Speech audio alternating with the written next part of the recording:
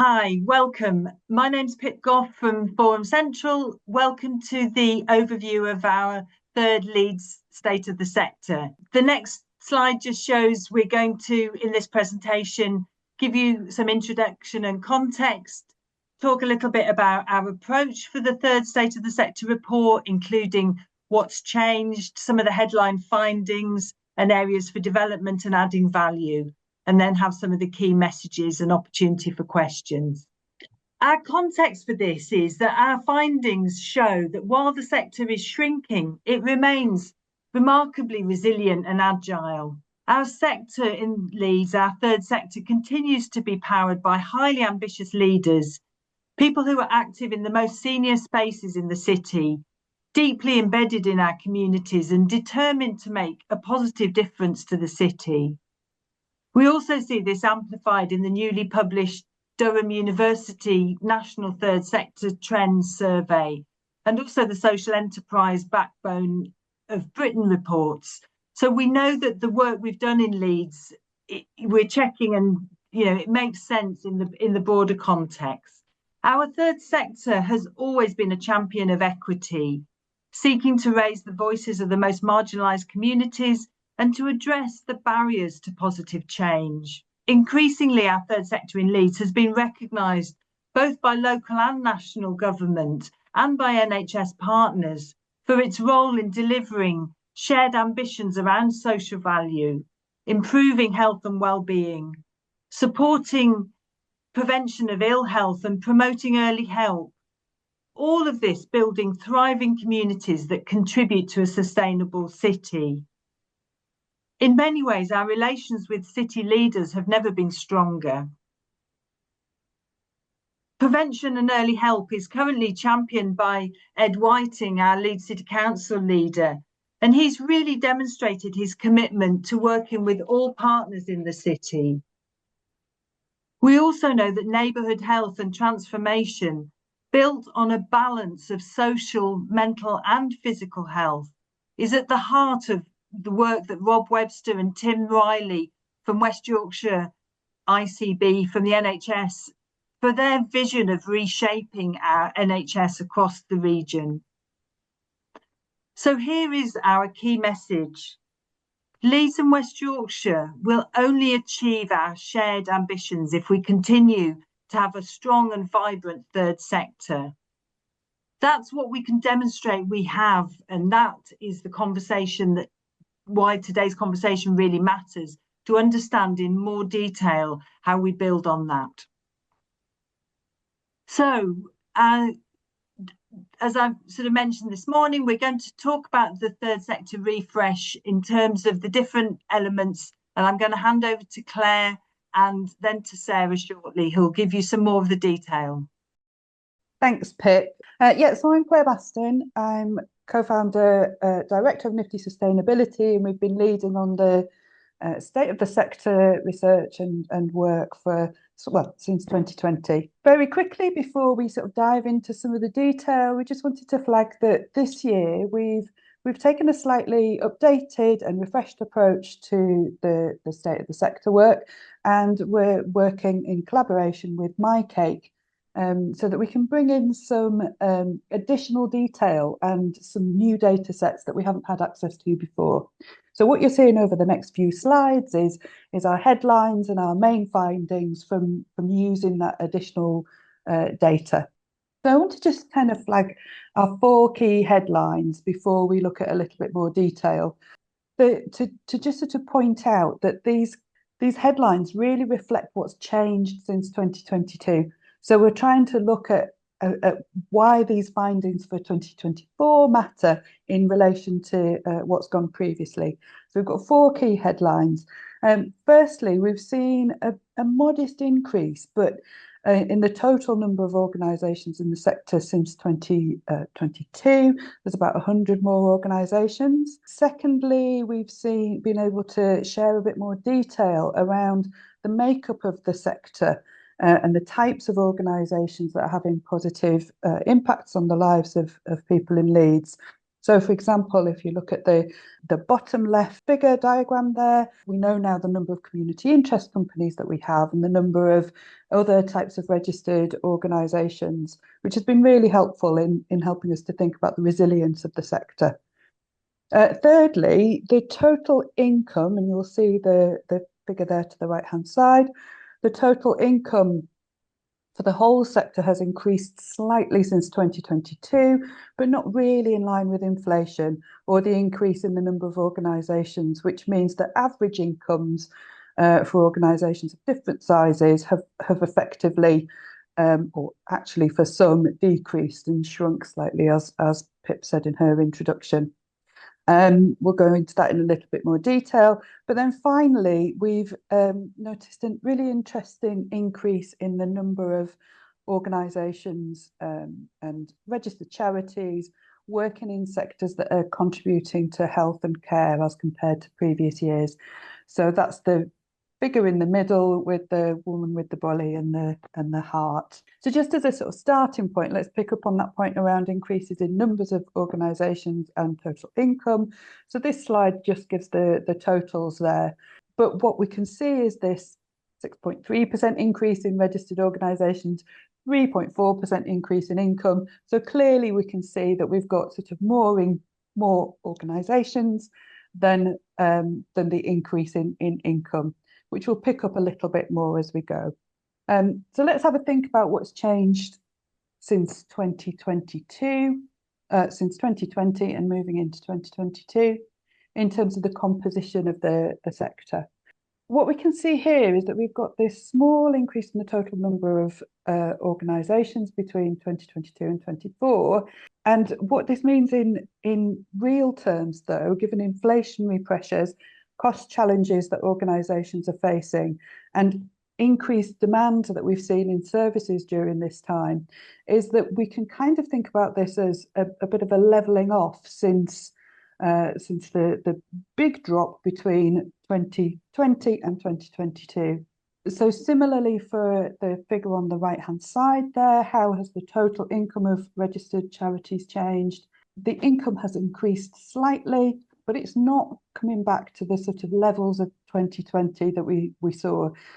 So the income that is coming into the sector from registered charities is spread between more organisations, and that is having some pressures on the sector.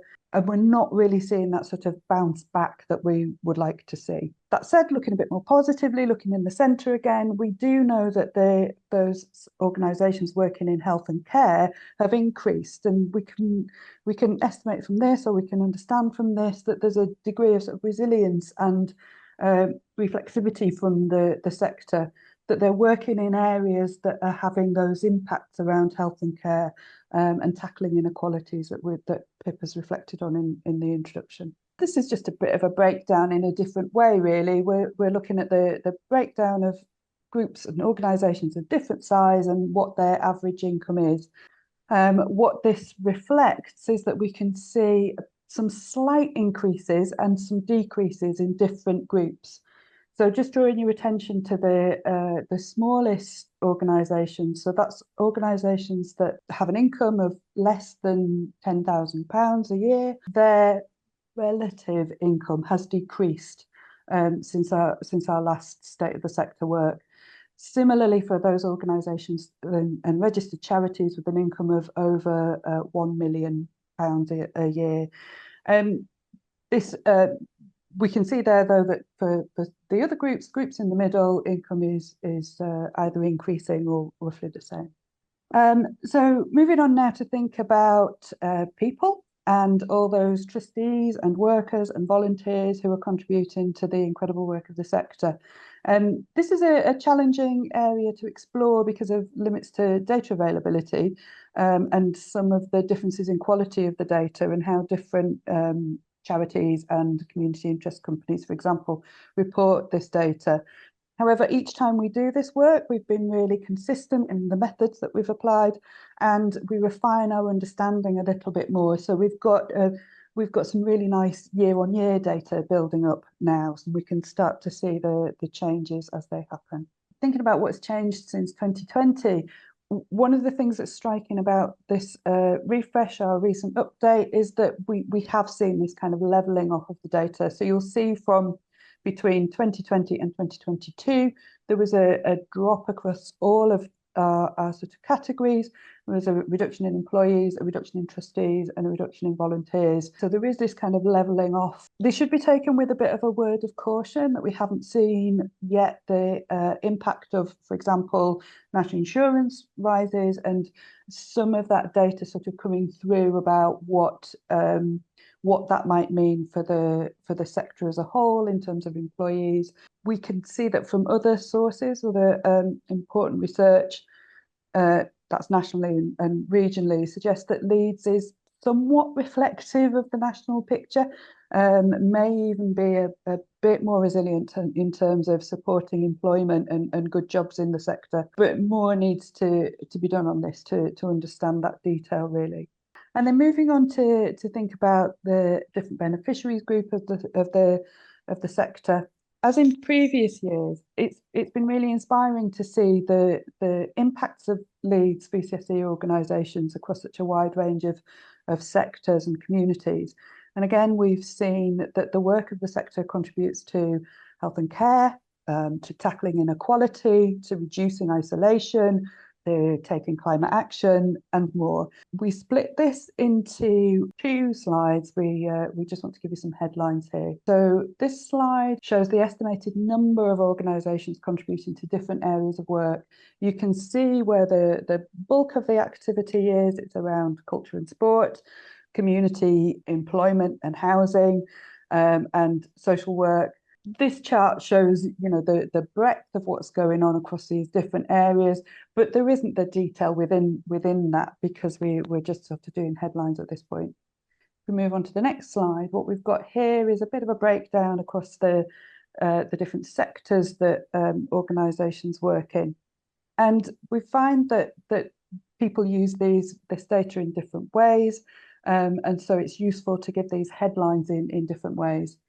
One thing to really to flag, and it's really important to note here, is that for most organisations, we know that they work across different areas of work. So we recognise that the sector work can reflect the kind of headline, but it doesn't really reflect that intersectionality. It doesn't really reflect the fact that there will be multiple benefits from the work that those organisations are doing.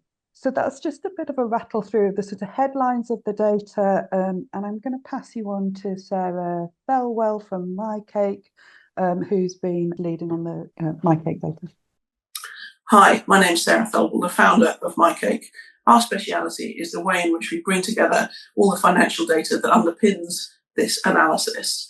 And the reason that we're working with the team in Leeds is that we've done a lot of work to both have live data, or as live as the data enables, and also to clean and tidy the data so the data quality improves. This enables us together to look at the number, size and types of organisations. We can bring in the data on the ICs and the mutuals, which we haven't had before, to consider in more detail some of the unregistered organisations. And all of that enhances both the breadth and the depth of our view. Add to that, we're good at matching the data that we hold on these organisations to the index of multiple deprivation. We bring with us a financial resilience metric that we've worked on for a number of years, and the point of that is to have an early warning system to show up organisations who are struggling financially. In working across West Yorkshire with folks in Wakefield and Bradford, then over time between us we can build a much wider West Yorkshire picture, because of course plenty of organisations based in Leeds are also working elsewhere across West Yorkshire and vice versa. The goal is to have the closest thing to live data as possible. Of course, that is limited to the way in which data is reported in sets of annual accounts, but the sooner it comes in, the sooner we can make that available to the Leeds team through our live dashboards that are available online across the partners. We're also developing various metrics in the background. None of the data financially ever contains anything about diversity, so we're bringing a metric to bear that should address that, and we're part of that overall development that says, how do we have better data focused on Leeds to aid the way in which support and development is deployed across the city, and to highlight the vital role played by VCSE organisations. That's me done. Brilliant.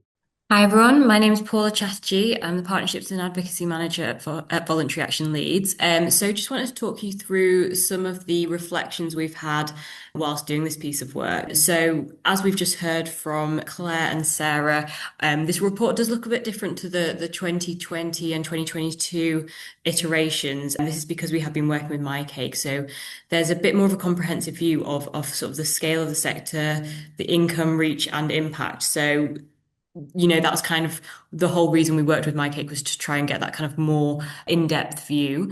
We believe that this is a robust, reliable data, so it's very much about having good faith in our methodology as well through this work. One of the key messages we wanted to kind of get across with the state of the sector report is that the sector is incredibly resilient, but it is under real strain. So it hasn't recovered from 2020 and before in terms of kind of where we're at in terms of employees and charities and organisations that are within the VCSE sector. So that pressure continues, and we've heard from colleagues earlier around the other pressures that might not have come up already, and that we may see in the next iteration. There is a real kind of key role for kind of like statutory services to play in this as well, to support the third sector. So this is about helping us tell the story, but also thinking about where this report needs to land, and kind of how we use it to kind of make sure that we're kind of communicating the challenges of the sector and getting the support that we need as well. To finish on a really positive note is thinking about kind of the sector itself and how we protect investment into the sector. So for every £1 that's invested in the third sector generates at least £3 in value through added social, economic and community impact. And I think when we are talking about kind of how money is invested into the sector, we're thinking about what would happen if that money wasn't going in as well. And I think that that's it from our presentation today. So thank you very much for listening. We're really keen to use this presentation as some context setting for the infographic, as well as the PowerPoint. But please do get in touch with either Pip or myself if you have any further reflections and you want to kind of have us present or come and talk to your team about it as well.